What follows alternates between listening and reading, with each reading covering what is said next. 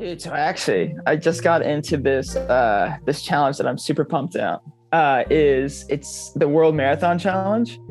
And so basically it's 7 marathons, 7 days, 7 continents. Yep. Okay. And happening next October. What is the ticket price on the 7 continent, 7 marathons? It is.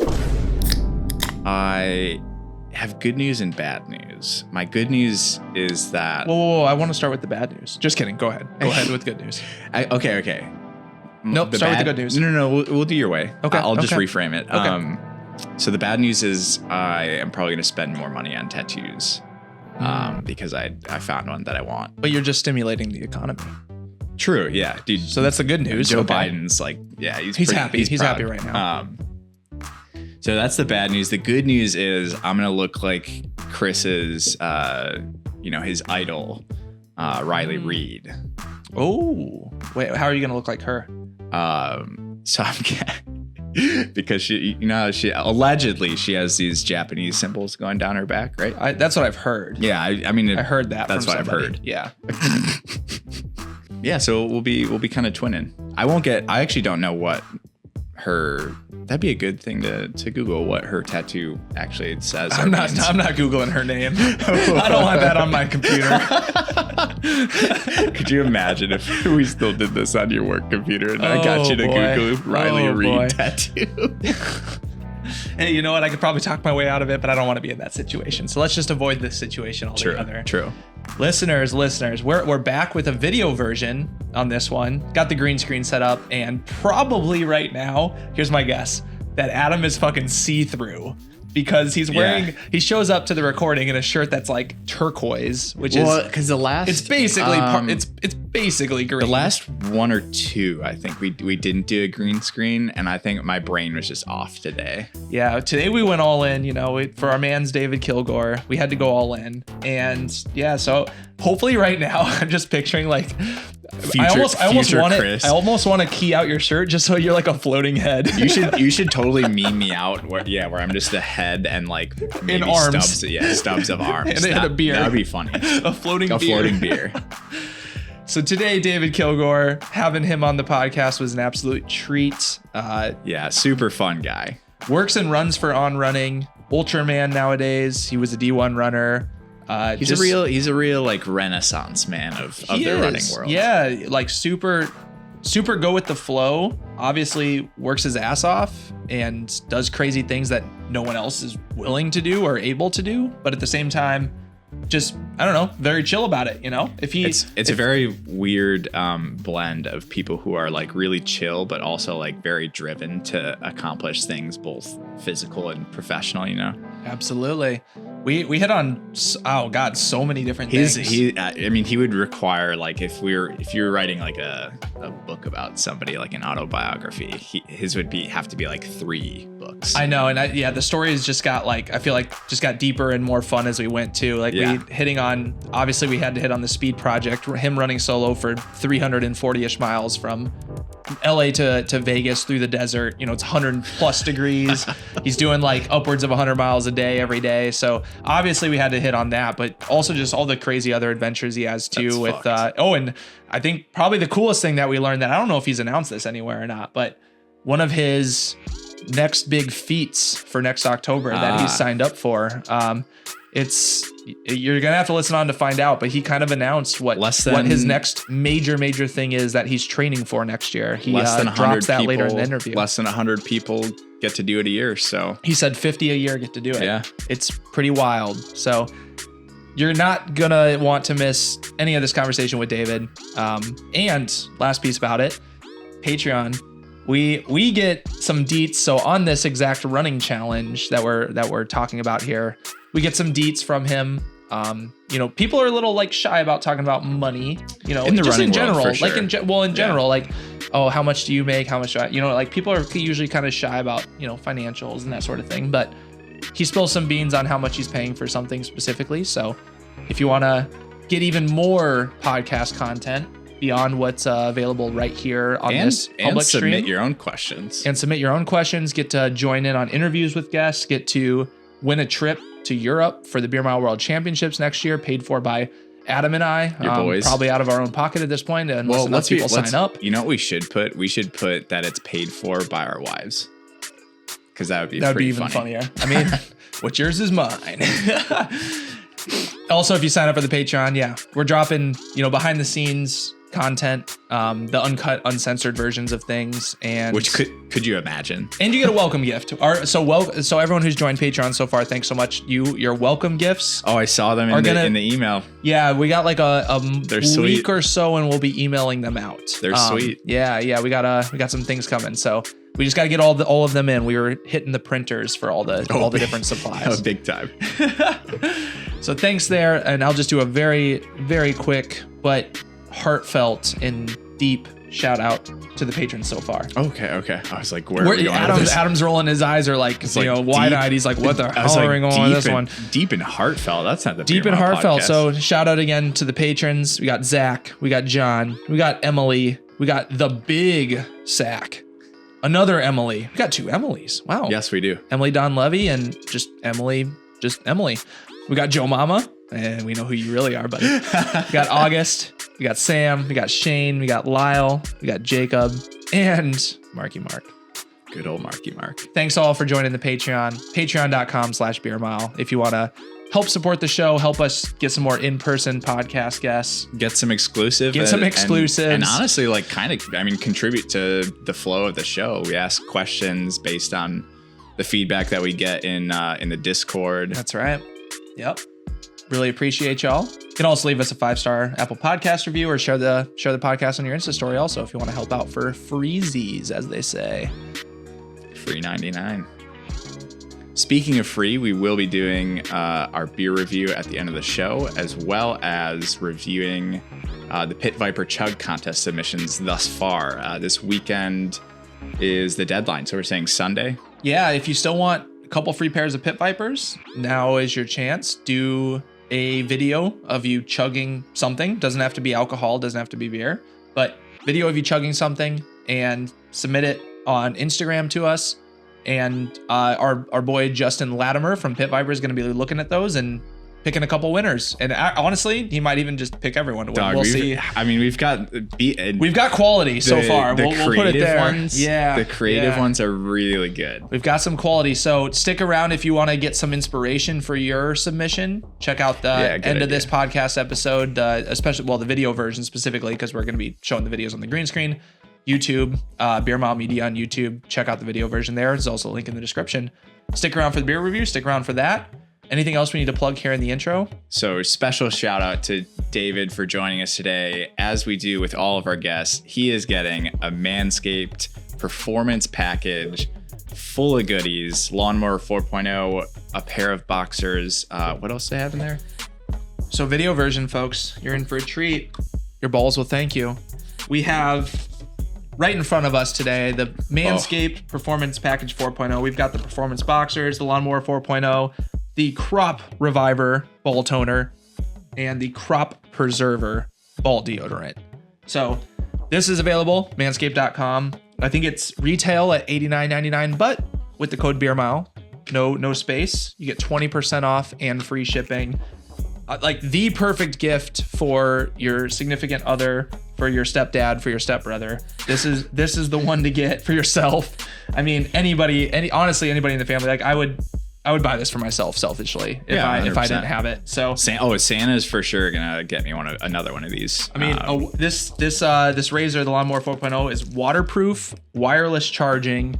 Has a light on it so you can see better. The light makes a big difference. You can see what the hell you're doing when there's at least I don't live in a super bougie place, super bougie bathroom. I don't have a light installed specifically for my balls. Exactly. I don't have like the up angle light in the shower coming from the tub. The gooch light. The gooch light doesn't exist. So this is the package for you. Thanks Manscaped for sending a couple of these packages our way so that we can, give them out to our Beer Mile podcast guests. Honestly, kind of on the topic of the show, like I can't imagine doing ultras, let alone a marathon with without cleaning up first. God, especially the speed project. Could you imagine running in the desert with full hair everywhere on your body? I would chafe so I would hard. be like, I need to cool off. Let's get rid of that. Although someone's probably, some scientist or someone here on this listening to this is probably going to say, well, actually the hair keeps you cool. Because you know how for dogs, sometimes it keeps you warm, but sometimes it keeps them cool. It just depends, you know?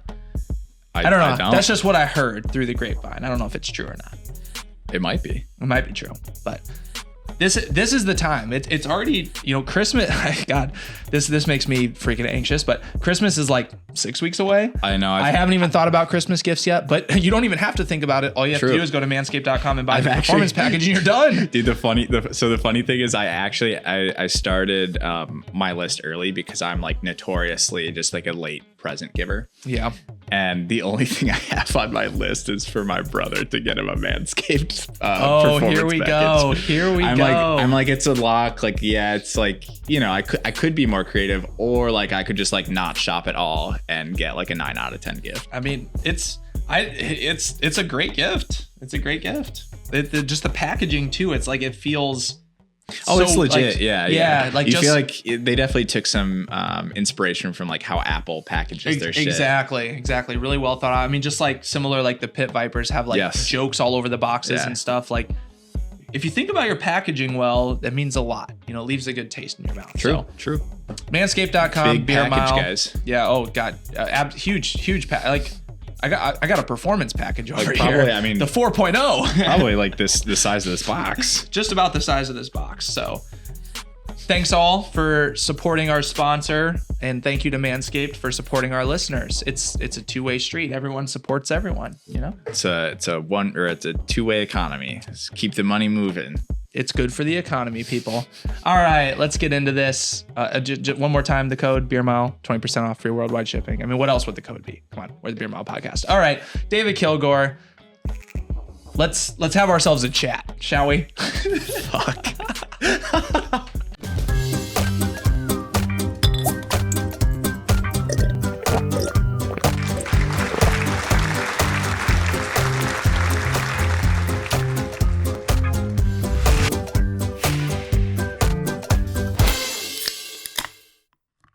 Damn, dude, how do you even describe yourself?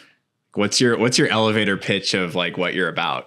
Because it's a laundry list. Yeah, man. Honestly, my elevator pitch, I would just be like, kind of like do whatever you think is like super fucking rad, and follow that along. And that's kind of what I do. I would say like day in and day out, just kind of like I feel like cooking up like creative ideas, whether it's like competitive or just like really fun and outrageous, and kind of just like roll with it and try to think of innovative ways to like put it out there into the world, you know? For sure. So you're an athlete for On, but also head of marketing for Ultra Trail Mountain as well. So what does that balance look like? How much of your life is focused around your running and your athletic goals versus everything that you're doing in your, you know, normal person job, as you could maybe say? Dude, tons of nepotism actually, because I'm the guy writing my own checks, you know.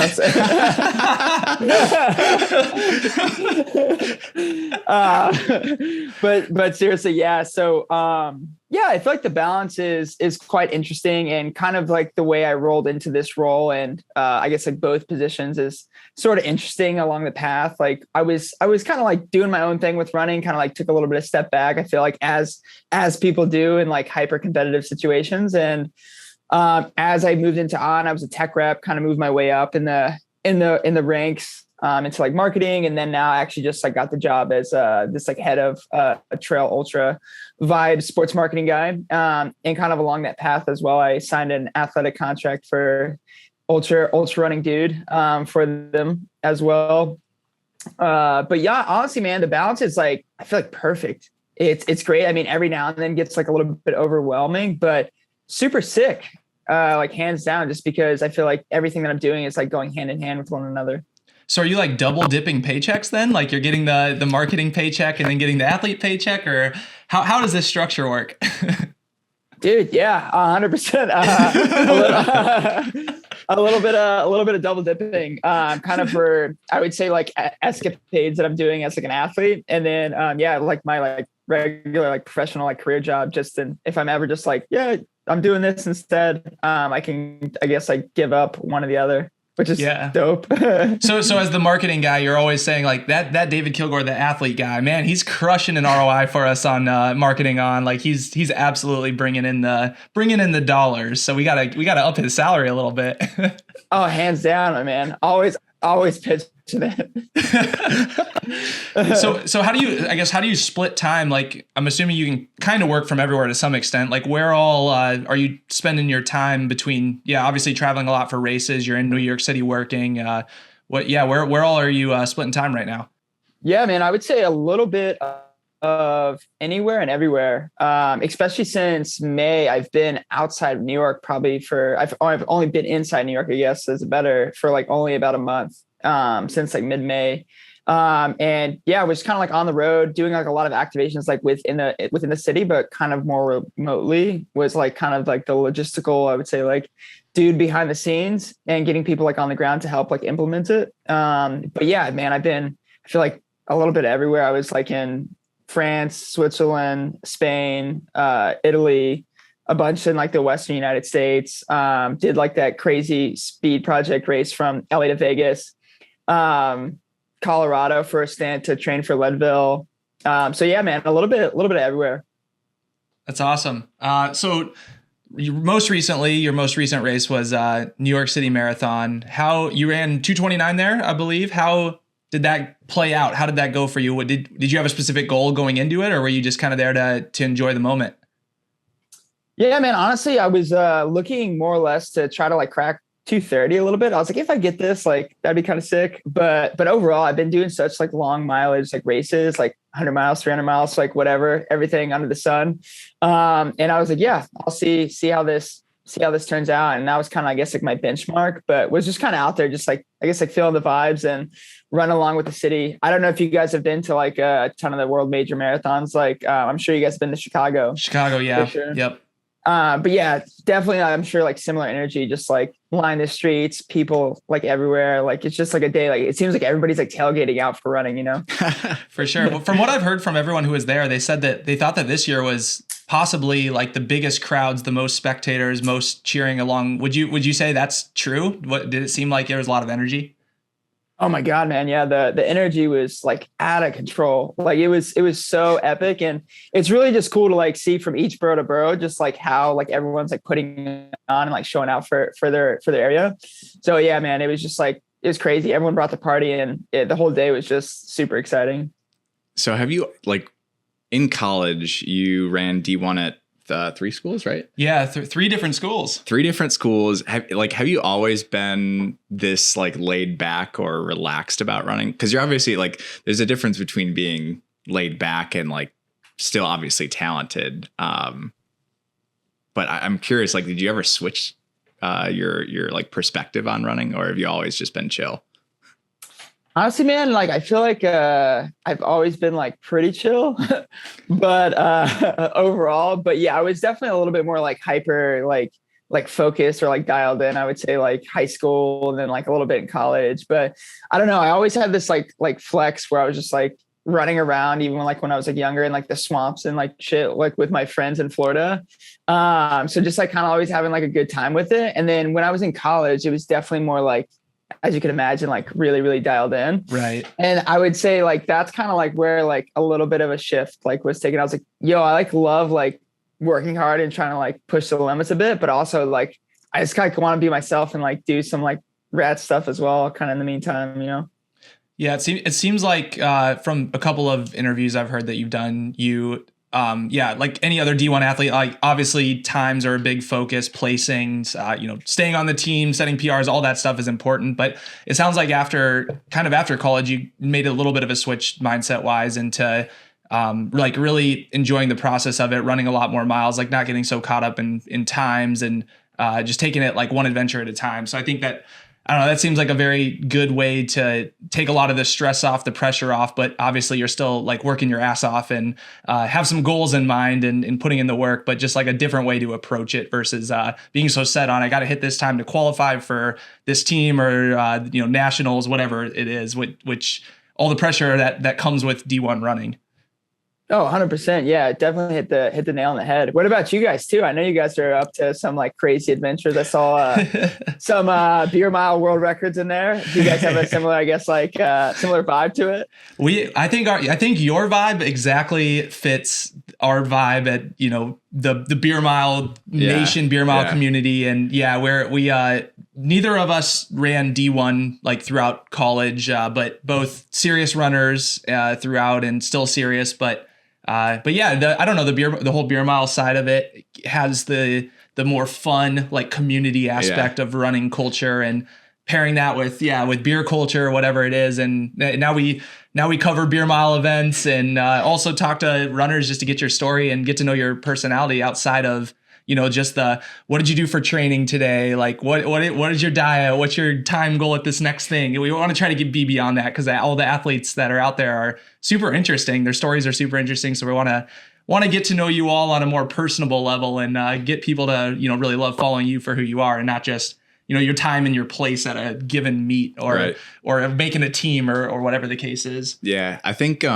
dumb challenges are also, I really like training for them, because it gives you like a way to not be such a head case about running, and you're like, oh, well, I'm just like trying to get really fit. I'm not worried about like something in particular, you know, I'm not like too dialed in, but I'm still getting like really fit. Right. Exactly. That seems okay. So that's exactly seems like what gets you excited as well. So let's dive into the speed project.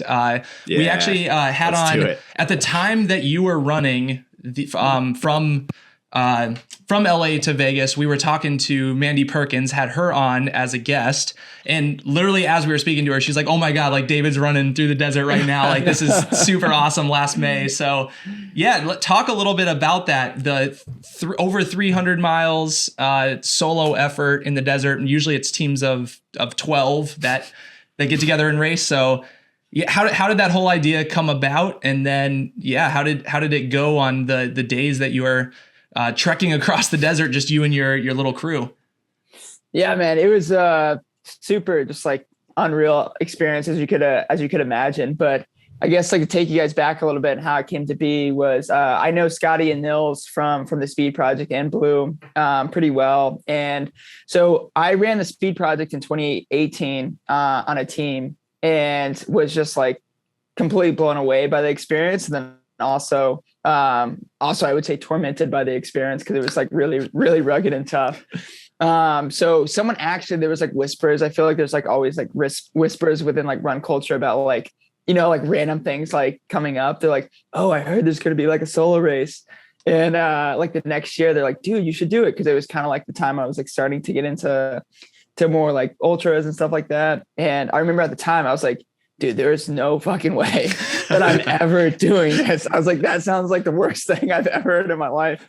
I was like, I ran segments of that, and I was like, I'm good. Yeah. And then, so fast forward, I guess like years later, and I started dabbling in more like 100-mile races and stuff like that. And they reached out to me basically a few months before the race, and they're like, hey, would you be interested in this? And I was like, I like talked to my girlfriend a little bit. I was like, hey, would you be like about like help crew this a little bit? And she was like, yeah, let's do it. I was like, cool. Yeah, let's do it.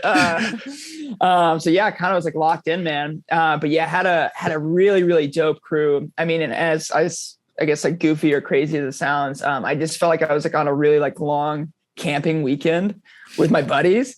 So it was actually kind of sick.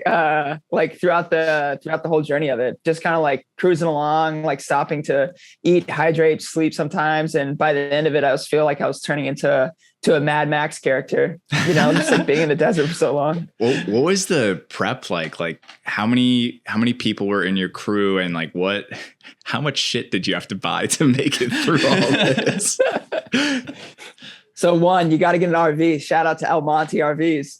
There we go. Plug it. RV life. RV life. Got to stock that full of supplies and groceries, which actually we bought way too many groceries, but it was kind of fun because we were just like doing random shit with it. And so I think that like we bought like at least like $1,000 like worth of groceries, just like, you know, like make sure and prep. I think the RV was like $2,500 or so to rent it for a week, just in case. Like I was like, I think this is going to take me between 3 and 7 days. Right. And just because I really didn't know what to expect, because I never had gone that far before. And then, what's the like, furthest that you had gone previous to that race? previous to that, the furthest I'd gone was a 100-mile race. Okay. Oh, Jesus Christ. Yeah. But, So, but yeah, I you, feel like you kind of get some breaks in the speed project. I mean, Yeah, sort of, yeah, you know, fair, like versus fair. a 100-mile race, like you're going until you're done, Right, basically. right. But yeah.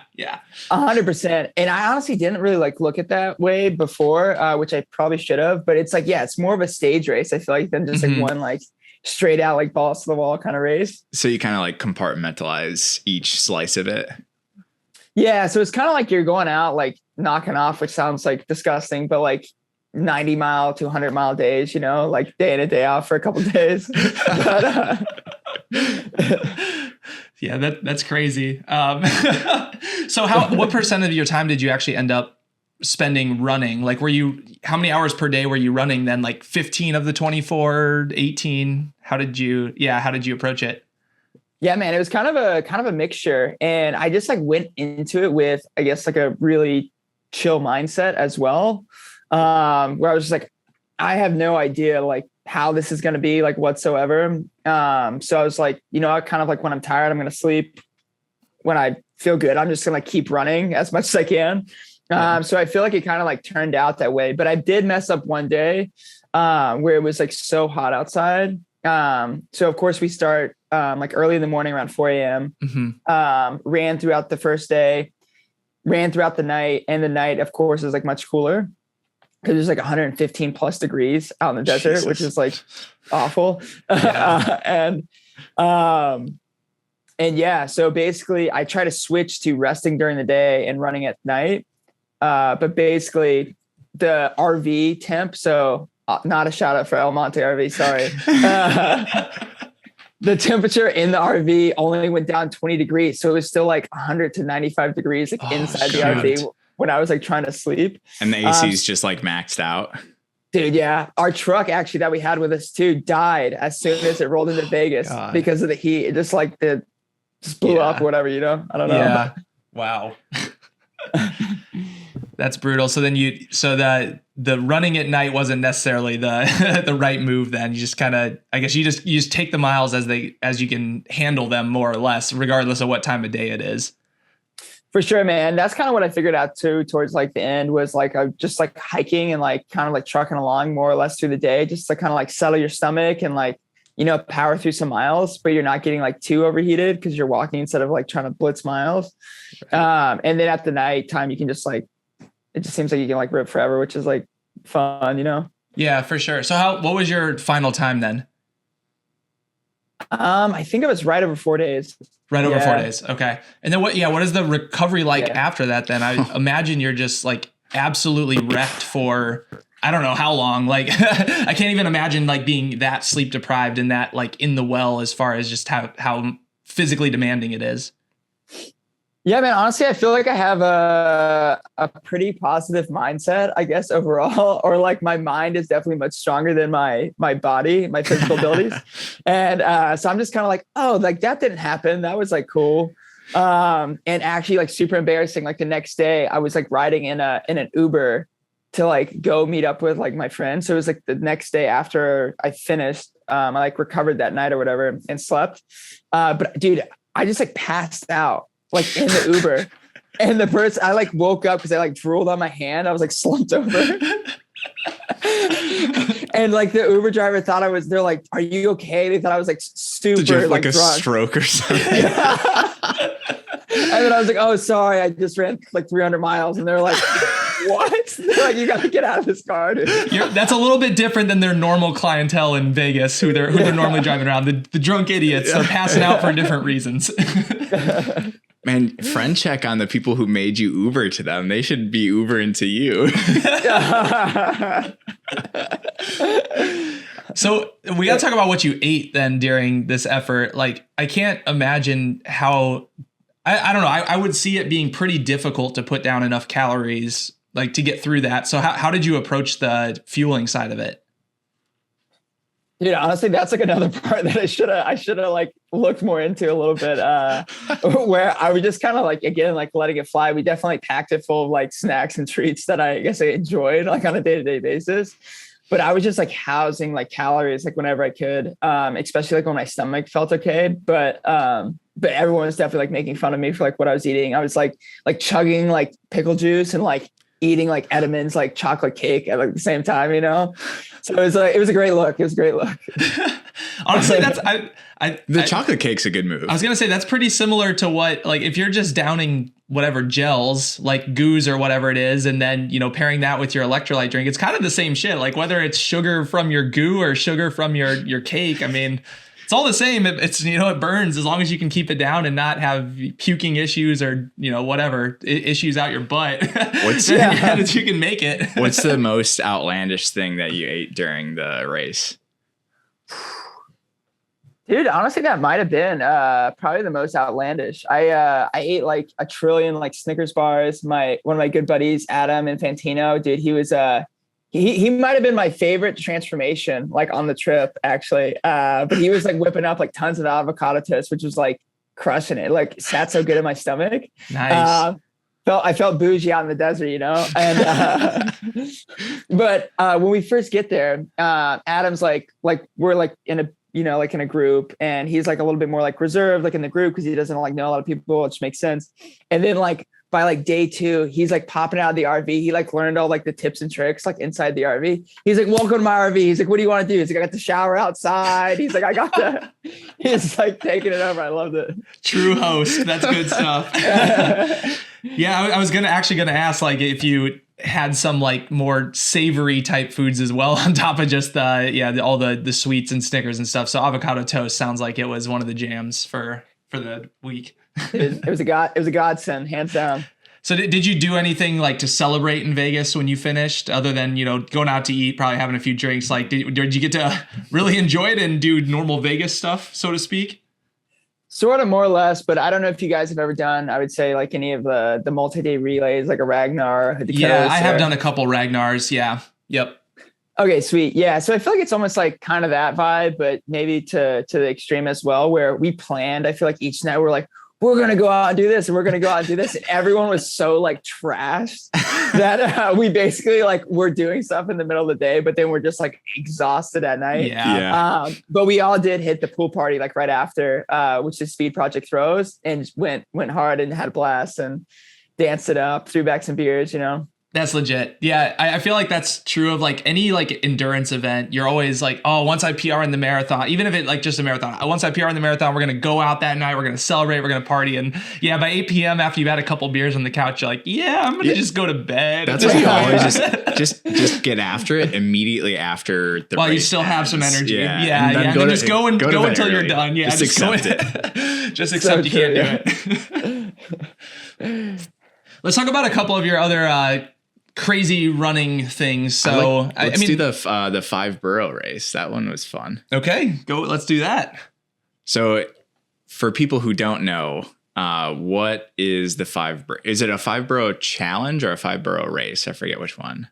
Yeah, man. We called it the Five Borough Bet.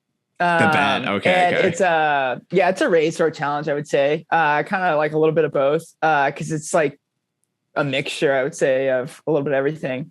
So we had an event space actually for the New York City Marathon with On. So I threw this event from the event space with partners with Charles Miles. So like Cooper and Dave and those guys. Yeah. And super rad dudes. And so basically we came up with this idea to hit every single borough besides Staten Island. Sorry, Staten Island. I got a lot of flack actually from my Staten Island friends. But it's always left out. But you had to tag the Staten Island ferry door. But basically it was hit all 5 boroughs with tagging the Staten Island ferry door and making it back to the venue space by taking any kind of public transportation in New York City besides like an actual car. So you can use like city bike, bus, of course, running, subway.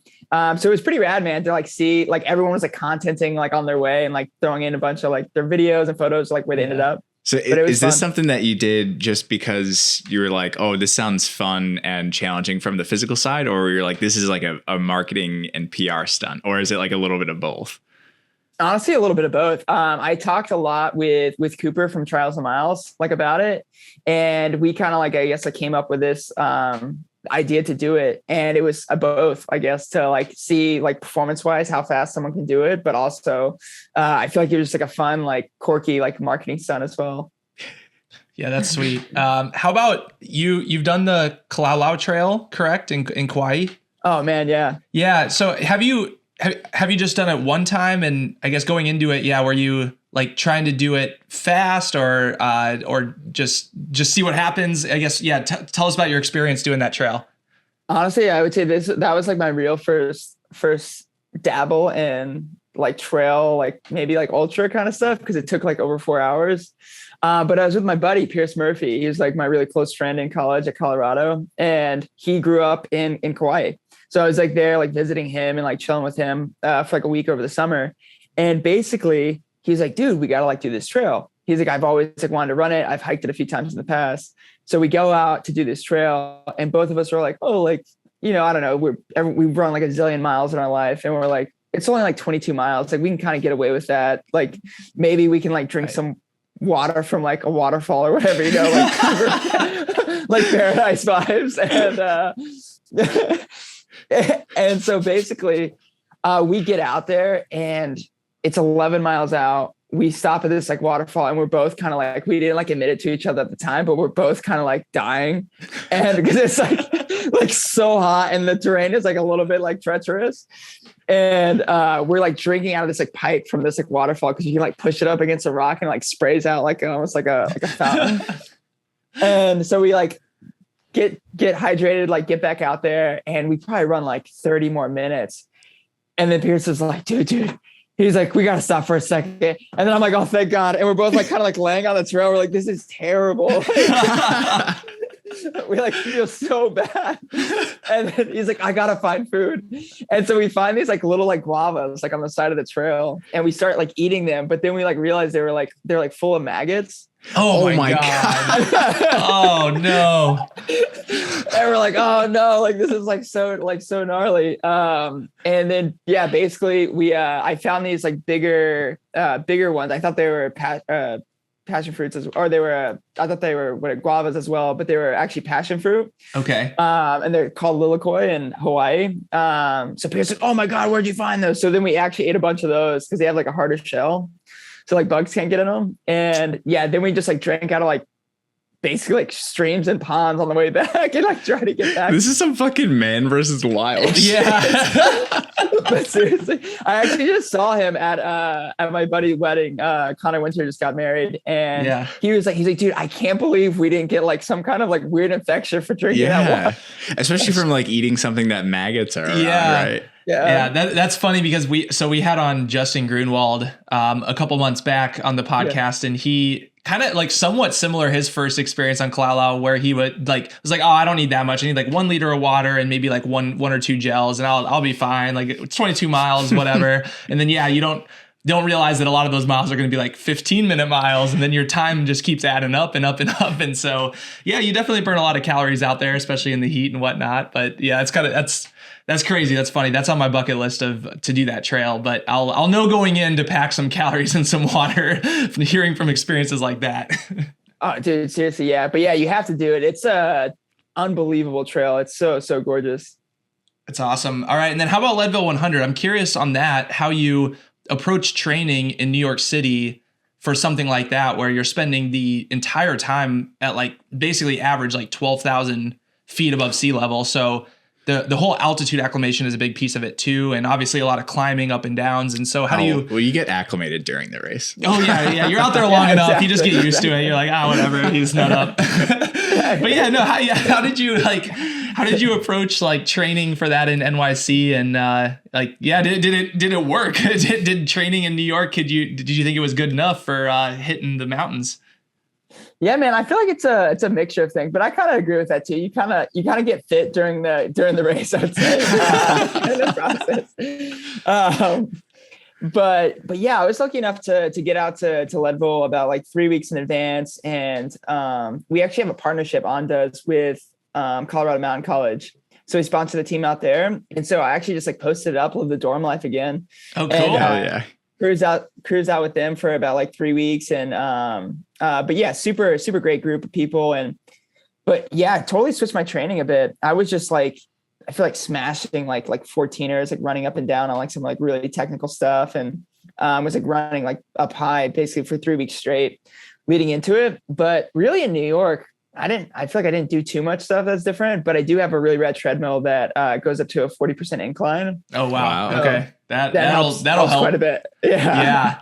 That's nuts. So are you mostly like when you're in New York City, are you doing most of your running in Central Park and finding routes in there? Or are you like driving out of the city as well to find some trails and some more hills to hit up? It's really a mixture, man. I live in a pretty good spot in the city for hills, like in the Bronx and like by Van Cortlandt Park. It's like pretty hilly actually, like in the grand scheme of things. So I can run like a 10-mile run and it's like 1,000 feet like of elevation. Oh dang. That's pretty good. Okay. That's really good for a city. That's like stellar actually. Yeah. So not bad at all. And, so yeah, kind of a mixture, honestly though, man. I go up to like Rockefeller a lot, like the Palisades have like great trails, Hook Mountain. So kind of a mixture, but usually 30, 40 minutes outside the city. But when I can, I usually just like cruise out my door, just like for, time. Yeah. And what's your normal like training volume, just kind of average week? Like what do you go into a week like with a mileage goal or specific workouts or anything? Are you winging it? And like, what does that roughly come out to be on a normal week for you? Whew, I don't know, man. I feel like I haven't tracked in a while. I feel like I can go back and like I guess like look at my logs. I like log it online. I actually started working it with a coach a little bit more closely before Leadville. David Rose, she coaches a lot of like, trail and ultra dudes. But I feel like I'm so like sporadic with like logging my stuff on my phone where I'm like using like a watch or I'm like running with my phone like that annoying guy blasting music out loud the whole time, like running along and like just using Strava on my phone. But I feel like I log it. Sometimes I don't log it sometimes. And I just like know the loop and I'll use like an old Timex. So I feel like it's like a mixture of things, but it has to be around like 60 to 80 miles a week, I would say. Okay. Yeah. Okay. That I was just assuming, I don't know. I feel like you're just a guy that would run like 200 miles a week and just enjoy every minute of it and just keep grinding away.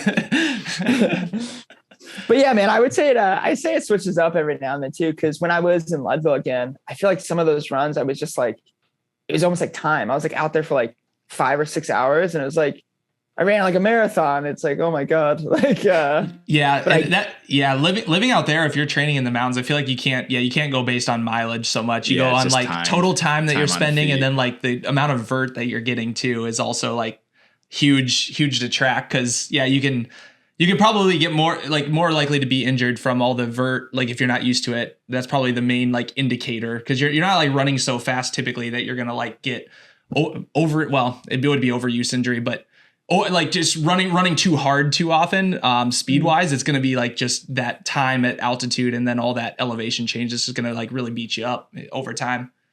Oh, for sure, man. It's definitely a whole different game out there, but I kind of love it too. Cause it's like, I feel like so simplistic where it's just like, my run today is like, I just have to run up there and then back down. I'm like, exactly. Whatever that is.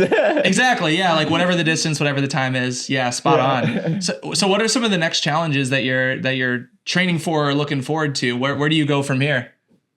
Dude. So I just got into this challenge that I'm super pumped out. It's the World Marathon Challenge. And so basically it's 7 marathons, 7 days, 7 continents. Yep. Okay. And happening next October.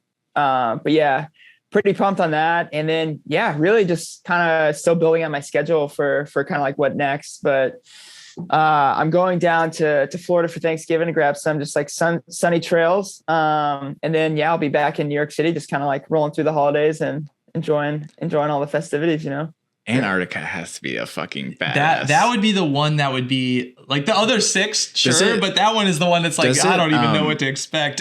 Does it start in Antarctica, I think? Yeah, so it starts in Antarctica and it's kind of variable based on like the conditions and like flying, like coordinating all that shit, right? Oh yeah, I mean it has. I just watched a video today on like them racing in Antarctica, and it looks kind of like pretty gnarly, as you can imagine. But I feel like I would get lost. Like everything's just it's just a cloud of white, right?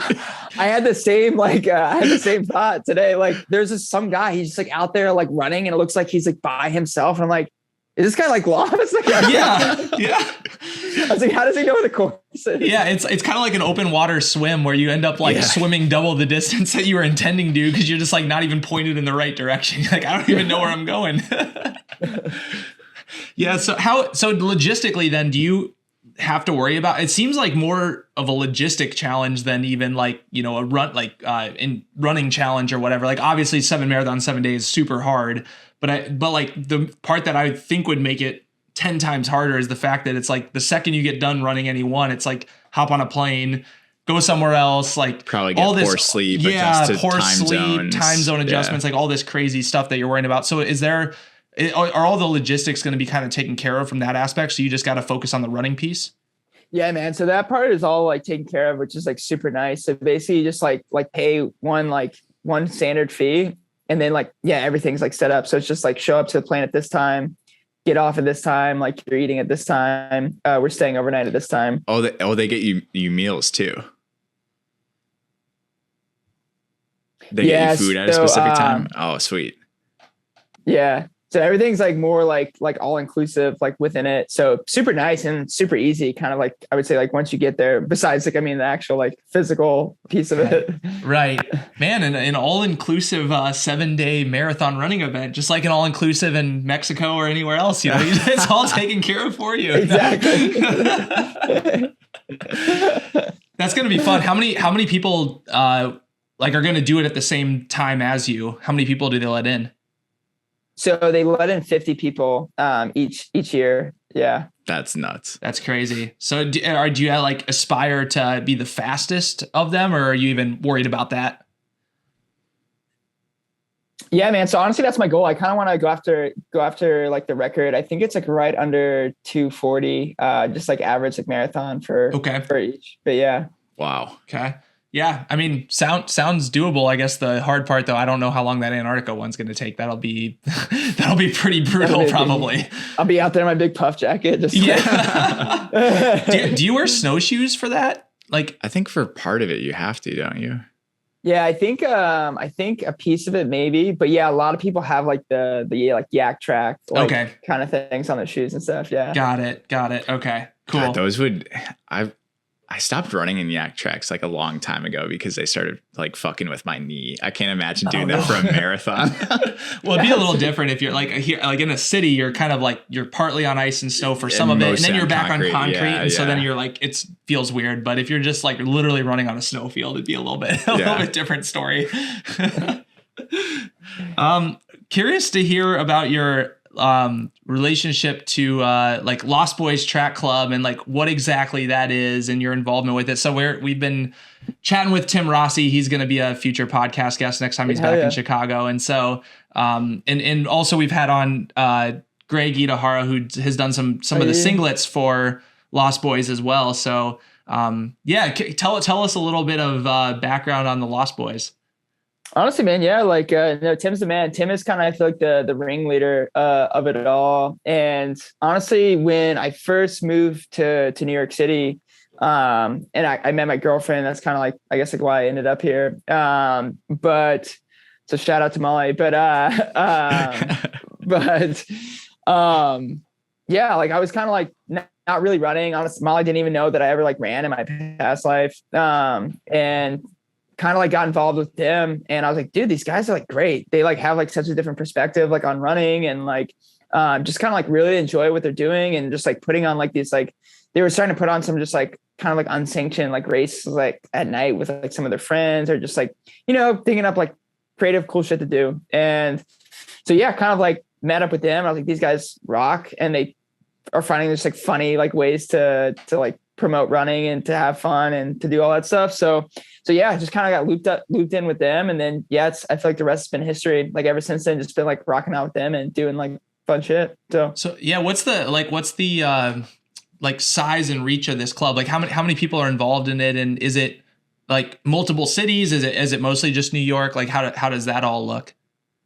Yeah, man. So for a while it was just New York City, just because it was, I feel like just like a smaller, like a collected group of people. And then it's really like range now, like I would say almost globally to a sense. Like I'm sure there's people like overseas. I'm sure Tim has a better reach for everybody. But yeah, definitely throughout the United States. And it's kind of just a like agnostic like group, which I think is like cool. All for like, I feel like the pure joy of just like running and like goals and yeah, doing fun stuff with it. So like, it's not really like about brands or anything like that. It's just like about promoting like one another and having fun and like, yeah, supporting like running endeavors. So it's cool. That's cool. So I was gonna ask next. So is there like a fight over who gets to sponsor the team, On or Nike? Like, is it like a battle between you and Tim on like, no, this is an On club, or no, this is a Nike club? Like, who's gonna own this brand or team from a branding perspective? I'm just always like constantly seeding. No, I'm just kidding. No, not really, man. I feel like it's pretty open for the most part. Like, I feel like everyone's just like tossing gear around, to whoever like wants it or needs it. So, it's kind of just like, I feel like pretty open and laid back overall. Okay. Very cool. Agnostic. Well, are you showing up to any of the events though, and kind of like, sliding people some On shoes and being like, hey, this is the good, or how does that work? Keep this between you and me. And in the back. Yeah, I do. Bro, these shoes aren't mine. I'm holding them for a friend. Yeah. The other brand that we have to address here. So what's your relationship with Pit Viper, and how did that all get started? So we're giving away Pit Vipers on a bunch of our shows, so on and so forth. Right now we have an open chugging contest for anyone that wants to be involved. Doesn't have to be alcohol, but just open chugging contest. We're giving away some Pit Vipers for that as well. So how did you get introduced to this brand, and what's your involvement with them? Do you guys by any chance know the Wee Hunts out in Oregon? I don't think so. No. So I don't know where Dan actually works now, but Derek Weehunt, he's I think he still works for New Balance, but he's a New Balance rep for a while. And so I was out there with one of my good buddies from college, Jonathan Bermudez, aka Bootstrap, that's his nickname. And we're like crashing at Derek's house, and Derek's like telling us the story. He's like, yeah, man, my boss is like obsessed with these sunglasses. He's like, he bought like 150 pairs for like this event. And which is like, I'm like, damn, dude, those, cause I looked them up. I was like, that's kind of like, that's a penny to buy 150. Good chunk of change. Yeah. And he's like, but not as many people came that we thought. He's like, 50 people came. So he's like, I have like a closet full of like 100 pairs of these sunglasses. And he's like, do you guys want some? And he like showed them us. And I was like, yeah, those are so sick. I was like, we got to rock them. So we were actually doing Hood to Coast. And so we were just like wearing them the whole time. We were like running Hood to Coast, and we started like taking like selfies and doing all this stuff. Yeah. And like tagged Pit Viper. And they like started like talking like shit back to us basically. And then we like started talking like shit back to them. And it was like this like this whole like dialogue for like a day and a half or whatever it is. And I was like, this is like the best brand that I've ever seen. Yes. Shit talking a brand into a sponsorship. And then ever since then, man, I just like, kind of like rocked with them and rolled with them. And they've been awesome. They've been great. Yeah. I've always been so surprised that like, at least for some brands that have like an iconic look, like you could say Pit Vipers do, I've been so surprised that I've never seen any like dupes or like knockoff brands. There are knockoffs for Pit Viper, but like there's nothing that has like been legitimately a threat to Pit Viper. Yeah, like their iconic look is still like if you're gonna buy Pit Viper, you like want them to be name brand. Exactly. Yeah, exactly. for sure. Yeah, that's actually funny. That's exactly how like we got involved with them too. Like I wore them for the Pikes Peak Marathon this year, took a bunch of pictures, and then and tagged them, and then they just reached out and they're like, hey, do you want some more sunglasses? I was like, yeah, sure, let's go. I'll keep wearing them if you keep sending them. Yeah, why not? But yeah, I just love the whole like voice behind it. It's just like so sarcastic, so like just making a joke of everything, like good sense of humor. So yeah, it's hilarious. We're gonna keep wearing them, donning them if they're gonna keep keep sending them our way. So, and hopefully we're going to give out a bunch of them too. Hands down, dude. No, they're so good. They're actually like fantastic too for running. Oh yeah. Like, they are. Yeah, they're solid. But yeah, man. Yeah, it's a super just like funny company. Have you guys seen Piss Viper as well? Yes. It's like, I feel like it even like it's mocking like Pit Viper, which is like mocking like. Yeah, it's like super meta. Yeah. So good. Yeah, I love that they can laugh at themselves, and it's God, it's so good. They actually just had I think it was just yesterday. They had a 1 minute sale. It was 50% off. And it was like, if you missed the sale, too bad, you suck. It's for 1 minute, no exceptions. Don't message me and say you missed it. Like, too bad. You either did it or you didn't. It's just like, that's awesome. Like, because everyone's going to be in there just messing around. Like, can I get it within that 1 minute? You know, it's almost like a game at that point. That's like something Elon Musk would do. I know. Like, you can buy a Tesla Model S for $2 for 5 seconds. I feel like Elon should be on their board. If they have a board, you should be the board member. If they have one. If they have one. I mean, I don't know. They don't need one at this point. They're doing fine. All right. Another thing I wanted to ask about. So you've worn the Team USA jersey. What was that experience like for you? Oh man, seriously. Yeah. Unbelievable. Incredible. Super cool. Like went overseas a few times, raced in Spain, raced in Portugal for the US, on like the trail, like ultra sky scene. And yeah, man, I feel like, I don't know if you guys have ever been into any trail racing or like sky racing and in Europe, but I feel like it's like Tour de France level, like trail racing. It's so freaking epic. Like you're running up like, you know, like crazy mountains. You're like 14,000 feet in the air, and there's like lines of people, like almost at like a major city marathon. Just like crazy. You're like going through tunnels, they're like patting you on the back. Like when I was there, like at the hotel, there's like people like out in the street. They're like, oh my God, there's blah, blah, blah. There's blah, blah, blah. Like, it seemed like, you know, like Tom Brady's like walking down the street for like these like trail, like an ultra runners. And I don't know. So the energy around it and the just the vibe around it too, is just like super cool. What do you think like makes people show out for it? Is it just like they don't have American football, or is it like their like population density is much higher, or what do you think? Dude, that's what they were chanting. I hate football. No, I'm just playing. That totally seems like something people would chant though across the pod. They have some funny ass proper football chants.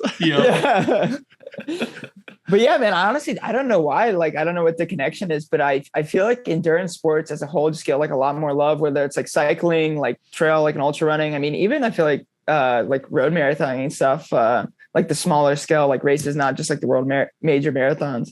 So yeah, I feel like just like, I don't know why, but like, I feel like endurance sports get like a lot more love in Europe, which is rad.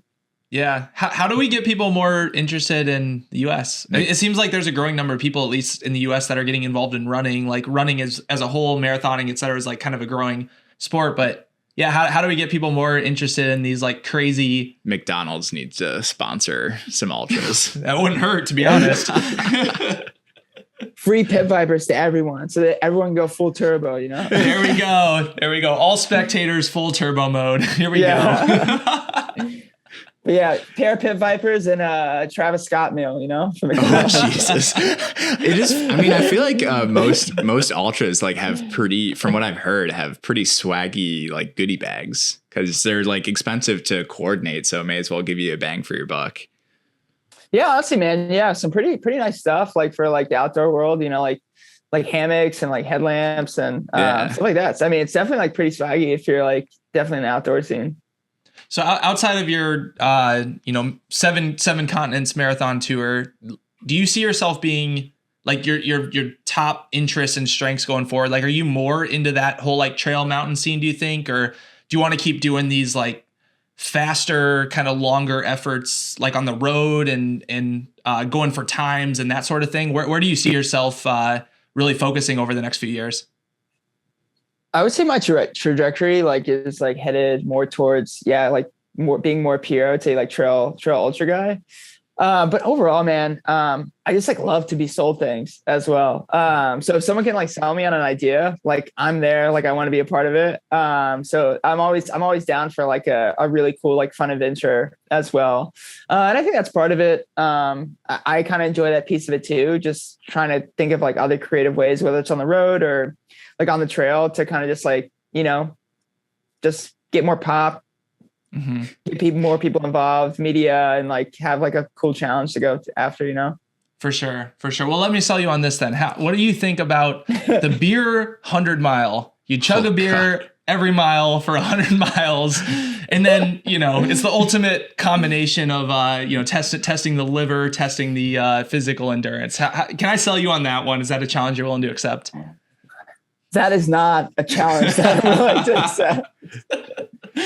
I would be out there for all of 2022 to finish that challenge. Yeah, no, that's a challenge nobody should accept, and not one that On would want to be behind as a brand, because there'd be some fatalities. Breaking news, this just in. They said they're going to give you guys $50,000. Have you done a beer mile before? Dude, I haven't. I know really? It's shameful, but I find that hard to believe. Yeah. No, honestly, I know I'm on the beer. I don't know if I should say this on here. I'm gonna get kicked off right away, but I don't really like beer that much. Okay, fair. And I'm also terrible like at chugging. So I'm like nobody wants to see me like throw up and run like a 30-minute beer mile. See, that's interesting to me though, because it seems like you kind of have somewhat of an iron stomach from all the food and whatever you're able to throw back when you're out on these like big endurance runs. So I don't know, that seems a little surprising to me. I feel like you should be able to fit 48 ounces of fluids in your stomach. I don't know. Dude, I mean, I might have to give it a go to see if I can crack 10, If not beer, what's your poison of choice? My poison of choice, dude. I love some sweet tea, man. It's my southern roots, dude. There we Just go. bags of sugar in the tea. Florida man. Yeah, that's not something that myself or anyone that I know in the Midwest ever drinks. So my mom will drink sweet tea. I was gonna say, I don't know where she got it. We're from. probably just missing out, but it's just not part of the culture here. Dude, it's pure gasoline. I mean, I guess technically it's caffeinated, right? It's got like 30 milligrams of caffeine. If it's yeah, tea's got a little bit in there. So if you drink enough of it, you get hyped up. I mean, maybe that's the strategy, is like that lets you feel caffeine over a longer amount of time because it's less concentrated. Yeah, very true. But that man, or sorry, go ahead. No, go ahead. Yeah, I was gonna say that, or old fashioned vibes. I got the mustache, got to rock out. I like that. That's a classy look. I agree. Super classy. Way to keep the appearance up here. Keep the brand up a little bit. I'm trying to. Every day I'm fighting back. I have literally like the kind of a random question. I don't know why it popped in my head, but I was thinking of like dumb challenges and just you being like a free spirited person. Have you ever been to Burning Man?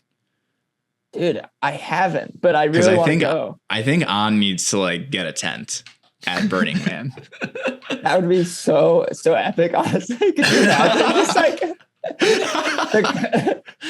the combo branding on that would just be out of this world. I don't even know what the positioning or messaging would be on that one. It's like everyone would be like, "What? What's the relationship here? I don't get it." But it's okay, hey man, go do crazy challenging shit. Yeah. Dude, I actually realized though, which I never knew. I think like on the second day or something of Burning Man, they have a 50K race. Yeah, there is an ultra there. There is, and there's also a beer mile there as well. And so there is like the whole athletic component, and people like bike around everywhere. Yeah. So there's definitely like athletic piece of it. Dude, you guys should go set up and just like interview people at that. Honestly, I really want to. Those would be the most entertaining interviews. I can't even imagine. There might not be much substance to some of them, depending on the chugs involved. Right? There's a lot. Trust me, there's a lot of substances. A lot of substances, not much substance, but. But yeah, just get someone with a camera, pop by 10 to 10, just like see what you can find. Creatures of Burning Man. Oh God, be entertaining. So one thing I wanted to ask about, now this reminded me of it too, was the whole like, whatever, lack of a better word, like free spirit hippie vibes. Like after college, you just spent some time traveling, running, like living out of your car, all that good stuff. So what inspired that? Like at that point, was your mindset that you were like, I'm gonna go somewhere with running, and so I want to just train and see what I can do? Or were you thinking of it as like, this is my, my break, a sabbatical kind of between college and working life? Like, how were you looking at that time? Honestly, I didn't look too far ahead of like what I was doing at the time. A good buddy when I was in Oklahoma, he was like, I just told him, I was like, I don't really know what I'm gonna do next. I was like, I just kind of like dig the outdoors and like love like the trails. He's like, you have to go to like Moab, Utah. So that's where I went. So I just like drove out there. I had like, barely like any stuff, like typical college vibes. And I had a Chevy Sonic, and all of my stuff fit in like half of it. So like the Chevy Sonic's like a small car, right? Tiny. Like that's a little guy. And so I got out there. Well, actually, let me clarify this. Not all of my stuff fit on one side at first. So I had it packed in there. I just like threw it all in there. And I like had this like, like huge, like ambitious, I'm like, I'm going to get out there and like, I'm going to find this like cool job. And like, and I get out there like the first night, and the sun went down. It's like kind of like dark, like cold. I like go up into like Arches, like National Park, just to like camp on the side of the road. And I'm like, shit, I can't see anything. And so I just kind of like crawled into the back of my car and like shut the hatch. And I like was like laying on top of like all my stuff, just like how tall are you? I'm like 4. No, I'm just kidding. I was gonna say, I was like, how the fuck do you sleep in a Chevy Sonic with like on top of all your crap? I'm like 5'8", 5'9", dude. Yeah. Normal wow. height. So I was like crunched in there, but yeah, like I woke up halfway through the night, just like shivering, and I just like cocooned myself in like all the middle of all my things. Just like kind of burrow into your laundry. Yeah. But yeah, then dude, the next day I threw out a couple things and then just like had all my stuff on one side of my car and just like, camped out, cruised around, worked at a hotel for like 2-3 months in Moab, Hotel Moab downtown. Oh yeah. Shout out to Hotel Downtown, I've actually stayed there before. So that's hilarious. That sounds like a knockoff of the Pitbull song, like the Hotel Moab holiday. That's so it sounds like to me like two things. Number one, you like had minimalist amount of stuff, so you were prepped to live in New York City where the places are tiny, so you were good to go. It's actually not that different, right? It's basically the same thing, living in a car. Yeah. But then also it seems to fit your personality well, but like 99.9% of people could never say like, I'm just going to put my stuff in a car and go there without like any like guarantee on like a job attached, or anything. Like, I don't know, that takes a special mindset to just like trust yourself that you'll figure it out, and not get too stressed about it and go with the flow. That's something curious, that I wish I could like be more okay with, Is it like, do you just like feel at ease, or do you just like fucking disassociate with you're just like, no, like I'm not going to have those thoughts, even though they're like creeping in the back of my mind? Yeah, for the most part, like I try to like push those away whenever they creep up. But I feel like a lot of the time too, I'm just kind of like going with the flow, and I do kind of, I guess, like have that mindset that I'm like, like something's like gonna work out. Like if you're like kind of like putting yourself like in some place, I think, like whether it's like I go volunteer somewhere for like a few weeks, I'm sure someone's gonna be like, oh, like this guy's like working hard, like we'll throw him a couple of bucks or something so he can like survive and doesn't die in his car. And when you I guess were done with that adventure, that part, what was like the immediate next thing that you did after being out in Moab? Yeah, so I was actually out in Moab for a little while. I ran my first like longer like ultra in Arizona, Black Canyon 100K. Yeah. So I stayed out there for like I think about like a month or a month and a half. And then I was kind of like, this is like a dope environment. so like the Trail and Ultra World. So then I actually went to like a Trail and Ultra camp in California for like a week, and then went back to Florida for like 2 weeks or so. I'm just kind of kicking it at mom's house, and shout out to all the moms, you know. And then one of my friends from high school like hit me up like, hey, like, I mean, luckily I was in like such beautiful places like out west that they're like, dude, your photos are like so sick. And I was like, no, they're not really. I was like, I just like took them with an iPhone. Shot on iPhone commercial. Yeah. I was like, I'm glad the scenery was so beautiful when you think that. And they're like, we have like this job through Marathon Photo that we're like in dire need for a camera guy to shoot like the start. They're like, if you can talk a little bit about this camera, like you'll get the job. And I was like, cool. So I got the interview, got the job. Damn. And then flew into Philly to go up to Boston because it was cheaper and I had like $0. And actually I met my girlfriend along the way. And I've been here ever since. I stayed with her and like her friends the first night that I was in New York, and I've been living with her ever since. So wow. Between meeting her and then staying with her for that, like how long in between those two events? Dude, same day. Same day, baby. Hell yeah. Hell yeah. That's awesome. Like 2 hours. She's like, this poor soul. He's got a Chevy Sonic with like 4 t-shirts.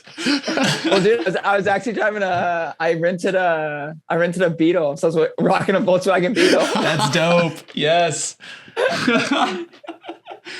Yeah. So like one t-shirt.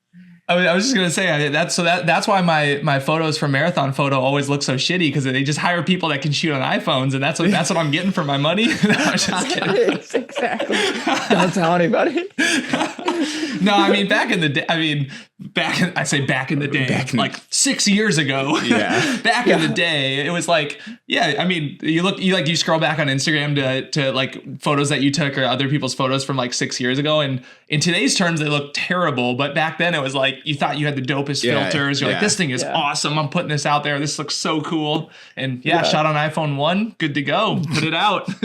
Solid, pixelated and all. All right. Well, let's close out with a couple closing questions here. We don't want to take up your whole night, although we could talk to you all night. So what do we? Let's do some closing questions here. All right, I have a Patreon exclusive question. Oh boy. Okay. We haven't done before. So Patreon exclusive, meaning you can say whatever you want, and only like a dozen people are going to hear the answer because this is for Patreon only. So what is the ticket price on the 7 continent 7 marathons?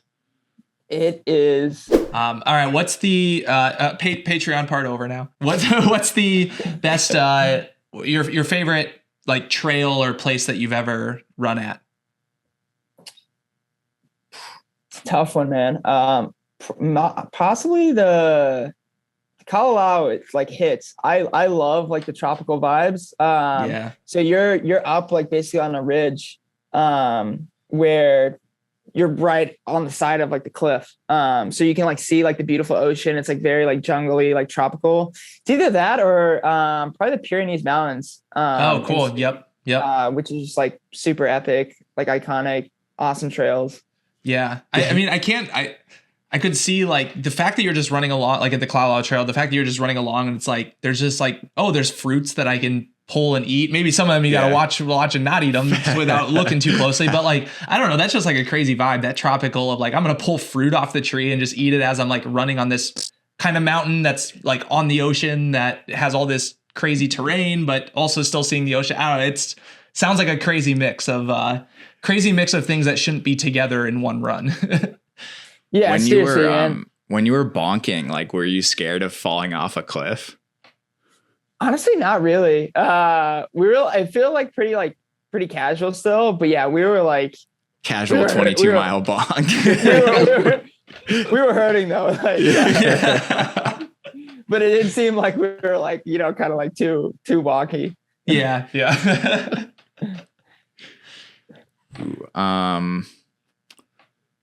If you could be, I don't even know like what the ultra marathoning equivalent would be, but if you could pick another sport to be a professional in, what would you pick?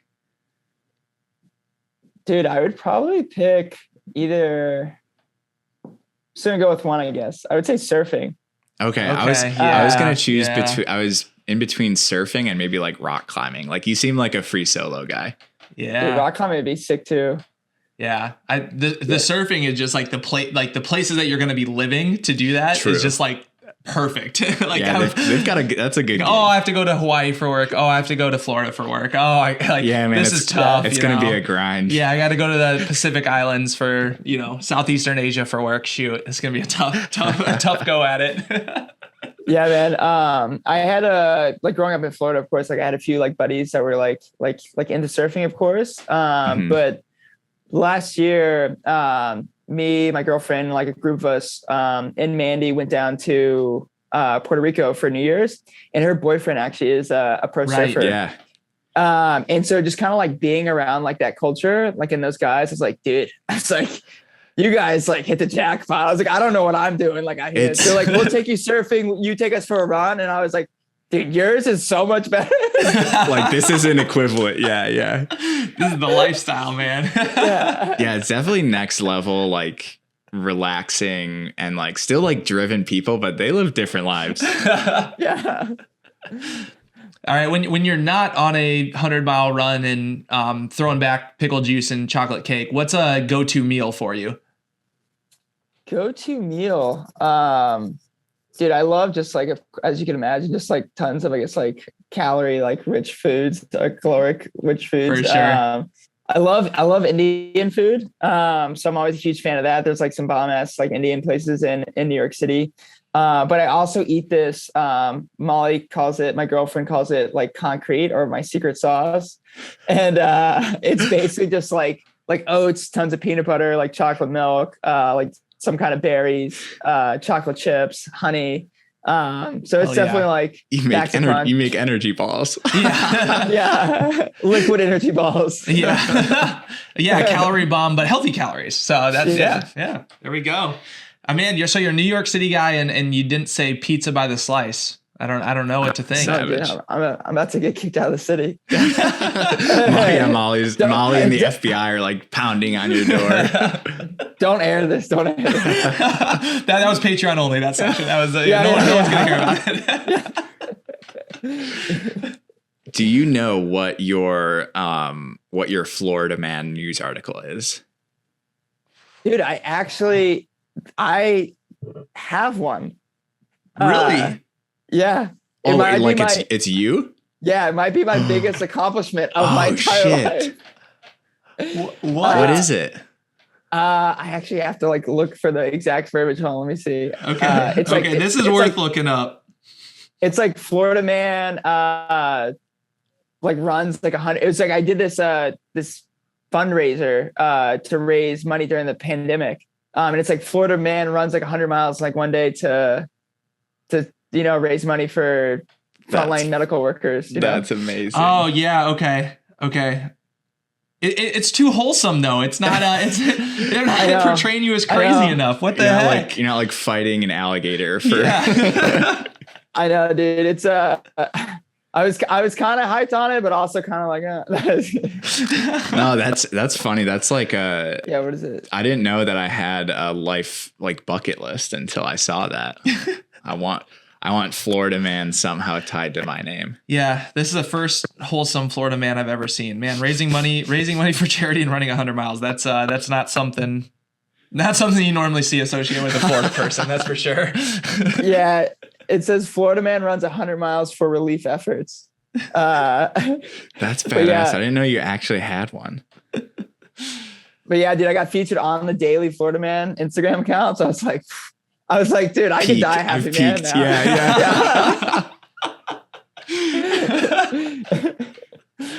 But yeah, like I got a lot of good comments so far from. They're like, a Florida Man, we can get by. That's golden.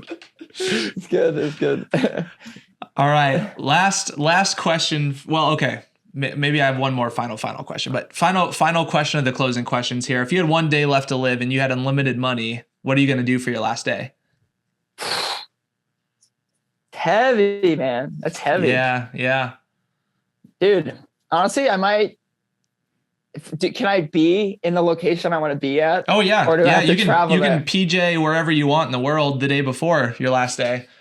All right. So I'd probably go somewhere tropical and just like be on the beach, hit like some dope like trail run, and then just like buy out like a crazy yacht and fly all my friends out and just have a crazy like rager and like send it off, just like being on the water and having a good time. That'd be a good way to go out for sure. Yeah, I like it.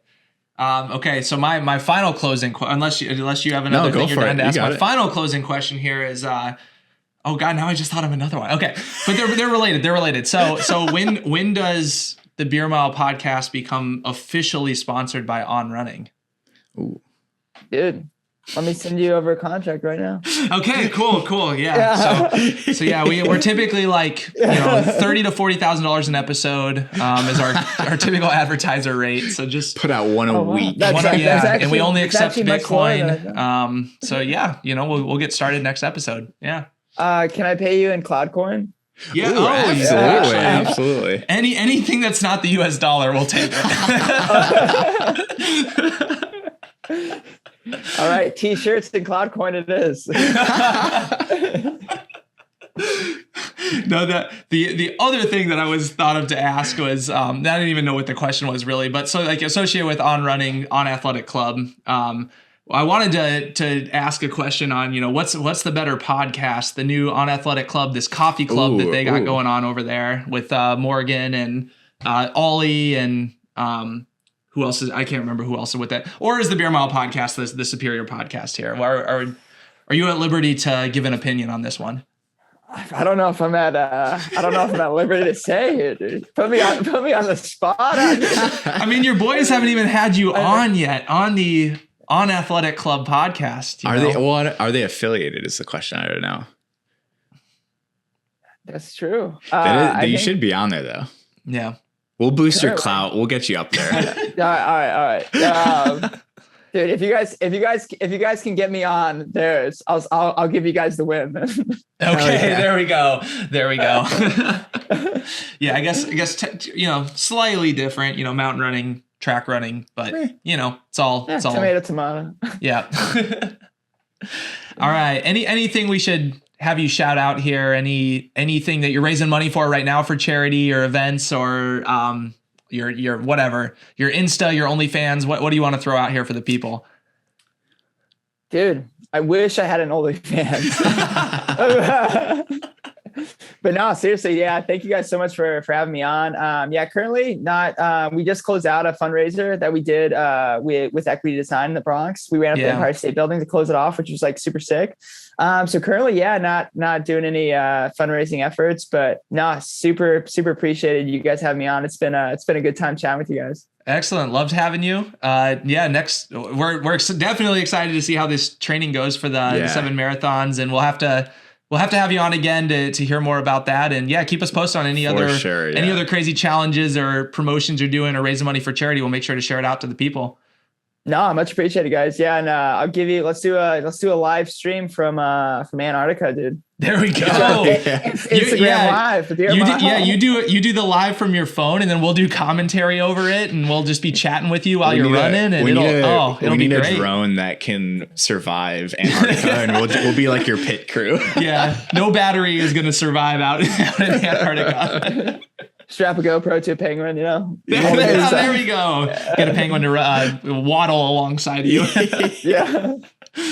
Awesome, man. Thanks so much for coming on. Really appreciate it. Cool. Thanks, y'all. Right, have a good cheers. one. Peace. If you've made it this far, then you're about to hear us roast one of our patrons. Oh. Truer words have never been spoken. I'm just looking. Oh, that's the wrong app. Speaking of which, if you've made it this far and you want to give us beer suggestions, hop on our Patreon and join our Discord so you can slide in those DMs. Send us some beer suggestions. That's right. That's where we're accepting all beer suggestions right now. Okay, so this, I was just double confirming who was telling us that this beer would not be free ABV, but well, you're going to find out our opinion here soon enough. So today on the show, we are reviewing the Victory Brewing Golden Monkey Belgian style triple ale with added spice, 9.5% alcohol. This is probably how you feel after drinking one of these. Oh, baby. I mean, it's 9.5%. I didn't even pay that close of attention to the picture before, and now I'm like, oh, I guess for our audio only listeners, there's like a star valley and this monkey with like a big ass eye, and it's really and psychedelic. a lot of arms, like a lot of arms, 4 arms instead of 2. I mean, hype though. It's pretty cool. Just search for Victory Golden Monkey, you'll find it. So 9.5% alcohol. Going into this, if you've been listening closely, I think I typically say that I like Belgian styles. I don't want to quote. I think I probably am wishy-washy in my answers. No, you definitely do. So I love myself some Belgians in general. And then for some reason, I love the doubles and triples. I've said before that they taste better than the singles or whatever for some reason. And it works out. I don't know why. But so going into this, when I saw this at the store and I was like, ooh, checking all the boxes. Free ABV, 9.5%. Belgian style triple. High hopes going in. And then I shared it on the Discord with Beer Mile Nation. I said, I'm excited for this one. And Mr. Sack responds and he's like, oh, it's not free ABV. You're gonna have to let me know what you think. Well, here we go. We're gonna let you know what we think. So we are gonna sip on these while reviewing the best submissions we've received thus far for the Pit Viper Chug Challenge. That is absolutely right. So far, we've received, I don't remember how many, some dope submissions for the Pit Viper Chug Challenge. We're giving glasses away to people that chug fast, people that have style points. And so we're going to throw up on the green screen right now behind us, or maybe on the side of us somewhere. Well, actually, Adam's clear, so we're going to put it on Adam's body. Over my tits. The videos so far, and we're going to be able to commentate on them as they come in. So let's roll through those clips. It's pretty quick here. You get to see some cool chugs, and we're going to sip these beers, and then we'll review them. So let's get into it. Dude, side note, if Pit Viper ever comes out with prescription sunglasses, I will lose my fucking mind. Or there's a drinking challenge with a beer company.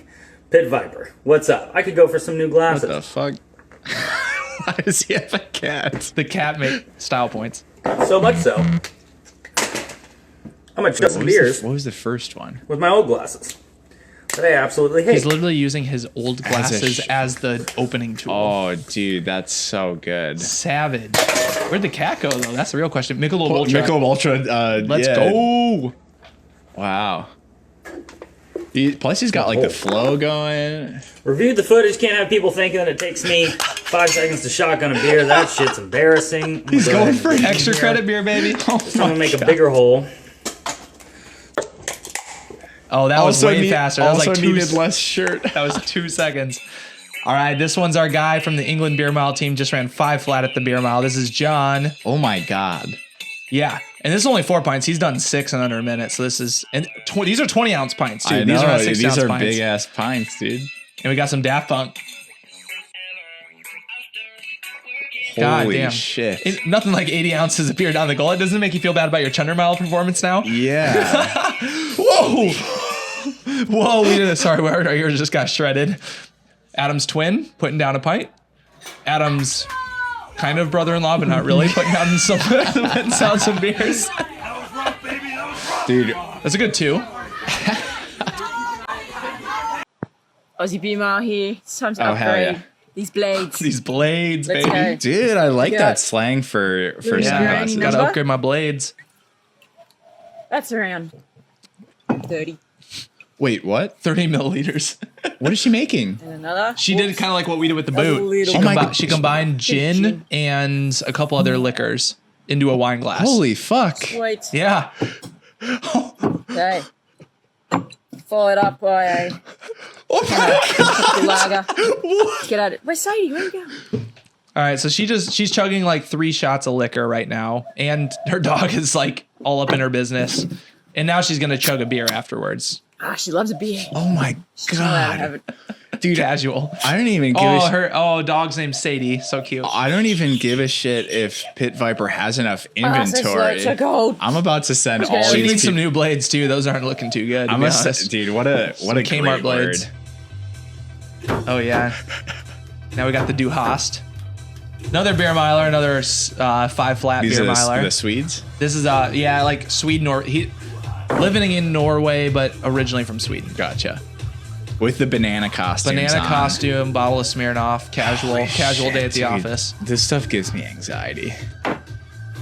He just poured like the majority of a fifth into a stein. And it's like, you know, three seconds later. God. Oh. So like, there we go. so like, you gotta throw up after that, right? Right. You have to. I mean, you have to. You have to. No, this guy's a talent when it comes to putting back beverages, and he's not an idiot about it. That's so I've seen him do some shit, but he knows how to control himself. So that's like Steve will do it level of shenanigans. I feel like if I could name anybody that I know personally that has a chance, he would beat Steve against Steve. for sure. I think it's him. Yeah. I mean, he didn't even like. Usually, Steve kind of like bitches about stuff. He downed an entire pint of vodka in 3 seconds. All I can say is I'm happy that ultimately it's not just our decision on who we're picking for these style points. Because I know what the hell. I'm glad that Justin's gonna jump in here because the quality. That's all I gotta say. These are all quality creative. episodes. That was good shit. That was really good. So we'll give you a couple more days here. We'll give you till the end of this weekend. Because we're assuming, we're assuming weekdays, you know, a little bit of a lull, no submissions on weekdays. So this weekend, last chance, get them submitted. Beer Mile Media on Instagram, and we will get the winner picked probably first thing next week, maybe Monday, Tuesday. We'll get it figured out. So rock and roll.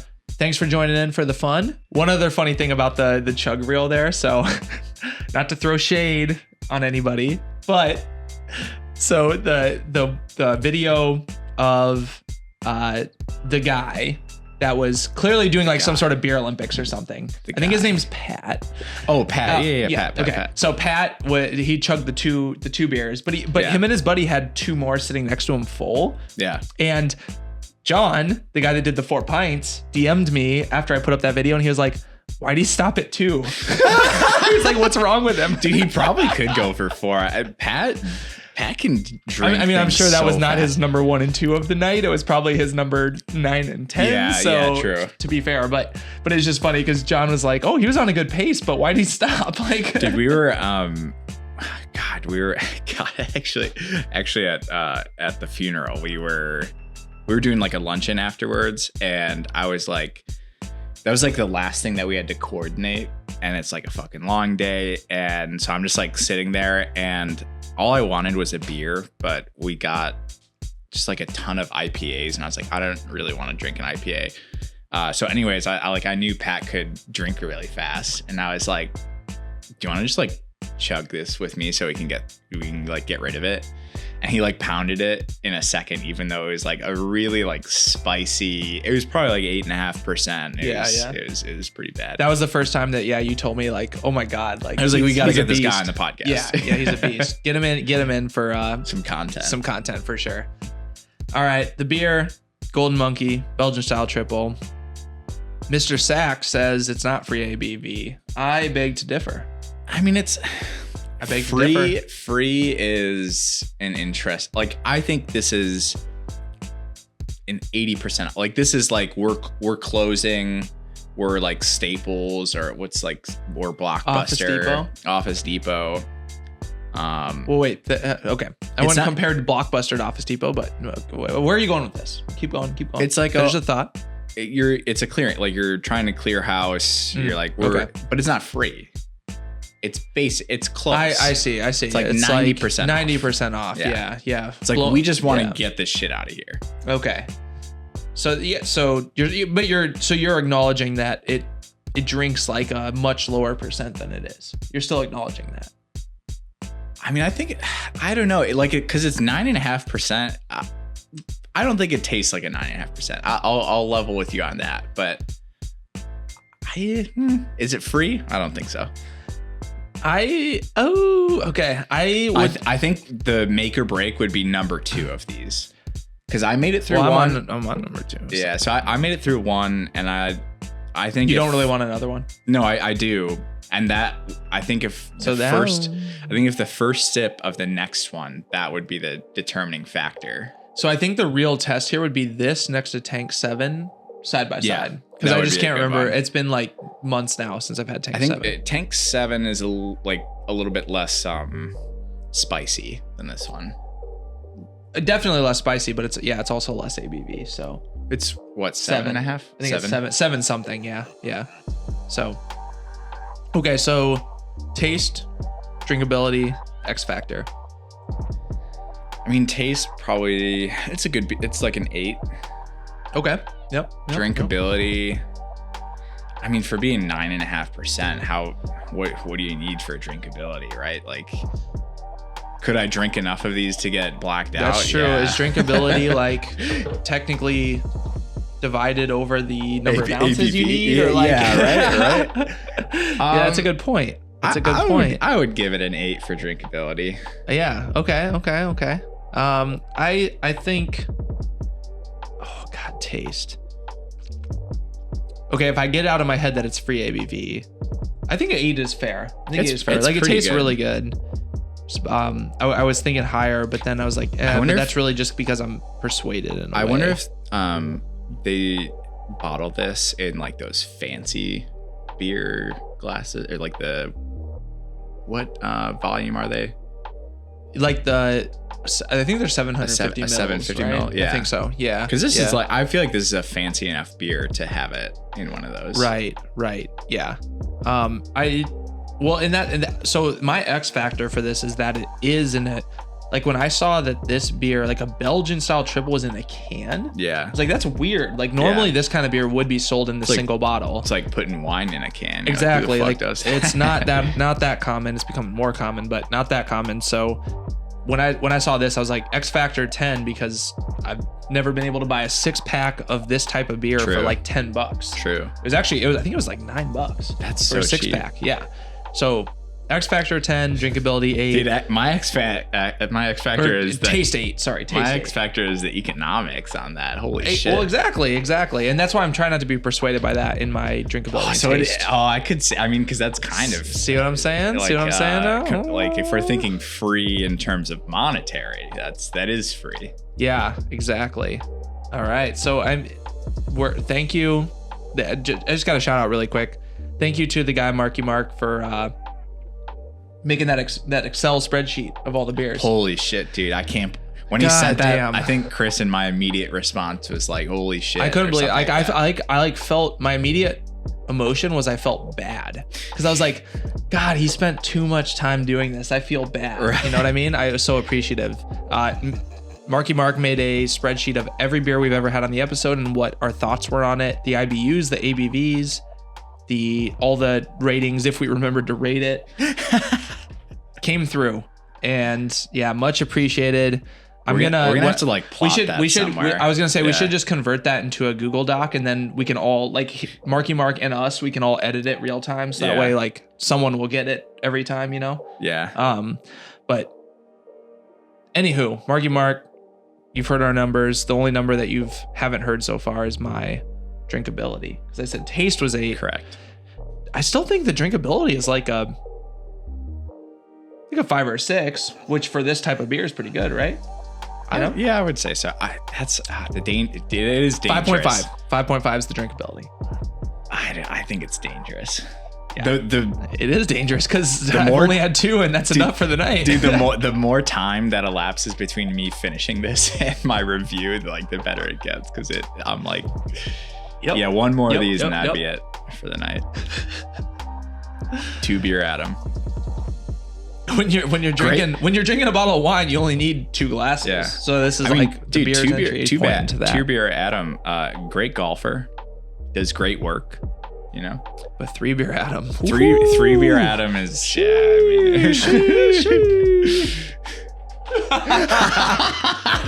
the studio audience is not happy with the reference. God, dude, can you believe how loud she's being in there? God, I cannot believe it either. I'm trying to. Nope, I just heard that in the headphones. Man, you know, the struggles of trying to be a content creator in a tiny condo in Chicago with a wife, with Only 10 or 12 patrons so far. Jesus Christ! Don't out I'm us just kidding. like that. I think it's awesome that we have it. I didn't know where it was gonna go when we started the Patreon. I'm so thankful for the 12 people that are signed up so far. I hope we can get to. I said at 200, I'll quit my job. So here we are. Hey, Jax, we don't need that health insurance. Jax, just don't get sick. Just don't get sick. Jax, just do the math on that. Just do the math. It totally makes sense. We're gonna be bringing in like $10,000 a year. It's gonna be a big year, Jax. Okay, well, hey, thanks, listeners. Thanks for joining the Beer Mile podcast this week. This is an exciting one. Having a guest that of the stature of David Kilgore. Yeah. The weight of the testicles on this man. He's got a lot of depth to him, and I'm sure a lot of depth to his testicles too. Oh boy, we're going off the rails, y'all. No, this was an awesome episode. Hope you enjoyed it. Hit us up on Insta, tag us in a story. We'll repost it. Hit us up on Apple Podcasts, 5-star reviews. Why don't we hit us up there? I guess. Chris is, I'm doing the hand wave. Video listeners, he's got a little wrist motion in there. I got wrist motion. Hit us up on patreon.com/beermile. A little sore from No Nut November. Manscaped.com. Beer Mile is your code for 20% off free worldwide shipping. You will have the happiest stepbrother out there. Make sure he's got that ball toner so he doesn't get stuck in the sink. That's right. Oh my gosh. Okay. Any words of wisdom? We haven't done words of wisdom in a while. I feel like we haven't done anything in a while. I've got words of We wisdom. haven't done the full episode in a while. Okay, here we go. Buy on shoes. I mean, our mans would support that. David would support that for sure. So I didn't want to tell him that I've never run in them before. I have never run them either, so I don't know if I can say to buy them, but give them a try. Give them a try. That's what I'm gonna do. If they're good enough, you know what, for David Mr. Whore and Mr. McDonald, and if they're good enough for them. Why do you call everybody Mr.? What the fuck is that? I'd like to keep until I meet them for the first time. It's formal. It's formal. Until the boys come on the podcast, it's formal. You know. Until the Coffee Club Beer Mile podcast collab, it's formal. I mean, coffee and beer. It's 2 out of the 3 in the holy trinity. That's all you need. Of coffee, beer, and water. I honestly don't feel like you need any other substance in your life. Those are the 2. Oh, I mean, other substances, sure. Or sustenance. I mean, either one. You got your calories. You got your caffeine. You got your joy in both of them. That's all you need. Nothing else needed in life. And if you need to cure your hangover, just drink more of both of them, I guess. Exactly. It's in perpetuity. How long do you think you could survive just drinking beer and coffee? Man, I'm too old now. I can't do it anymore. When I was 21, I mean, a couple weeks. At this age, isn't that what everybody did in college? At this age, by like, you know, I think the 8th hour. No, like by like the 8th hour, I'd be like, I'm gonna go buy a slice of pizza. I just like wouldn't. I mean, I guess you probably just like don't eat. You just have like. But that's the thing. Eventually, you would like you would at a calorie you'd be drunk enough. You'd be like, I want some pizza. You know, like dude, I'm walking. And you wouldn't have the willpower to say no. The challenge is only coffee and pizza, or only coffee and beer. That's like 100% willpower. Yeah. So no, not happening. Done. Not partaking in that challenge. Nope. Anyway, sign up for our Patreon. We want to make it look like Astroworld up in there. So closing in, you know how you would like conclusion. You know how you'd close your 4th and 5th grade essays? Yes. Finally, in conclusion, you should subscribe to the Beer Mile Media on YouTube. Subscribe to the podcast on your platform of choice. Hit us up on the patreon.com/beermile. I don't even know where I'm going with this accent. It's like transforming over time. 5-star Apple review, please. And we're gonna let's do some math, okay? Let's do some math. Yeah, let's do some math. Some math? So I interpret it how you will, you know. I'm not a professional interpreter, I'm a professional mathlete. Difference.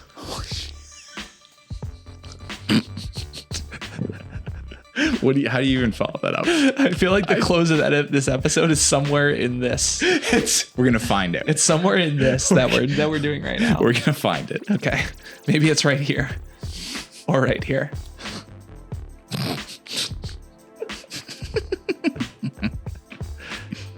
Bye.